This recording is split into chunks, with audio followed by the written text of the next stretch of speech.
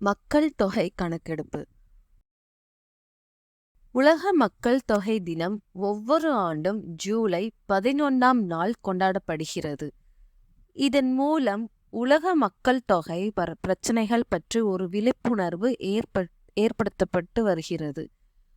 ஐக்கிய நாடுகளின் வளர்ச்சி திட்ட அமைப்பு இதை 1989ஆம் ஆண்டு முதல் கொண்டாடி வருகிறது.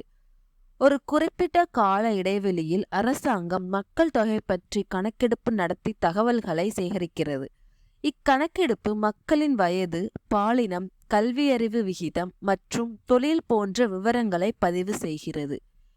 ஐக்கிய நாடுகள் சபையின் பரிந்துரையின்படி உலகின் பல்வேறு நாடுகள் ஒவ்வொரு 5 அல்லது 10 ஆண்டுகளுக்கு ஒருமுறை மக்கள் தொகை கணக்கெடுப்பை மேற்கொள்ளுகிறது.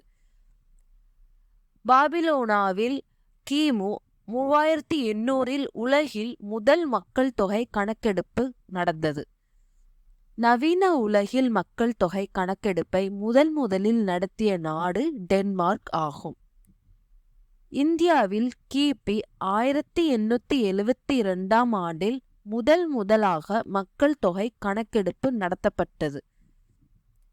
1881ஆம் ஆண்டு முதல் தொடர்ந்து 10 ஆண்டுகளுக்கு ஒரு முறை மக்கள் தொகை கணக்கெடுக்கப்பட்டு வருகிறது. இந்திய மக்கள் தொகை கணக்கெடுப்பு மக்கள் தொகை சமூக பொருளாதார விவரங்களை விரிவாக அளிக்கும் ஆதாரமாக திகழ்கின்றன.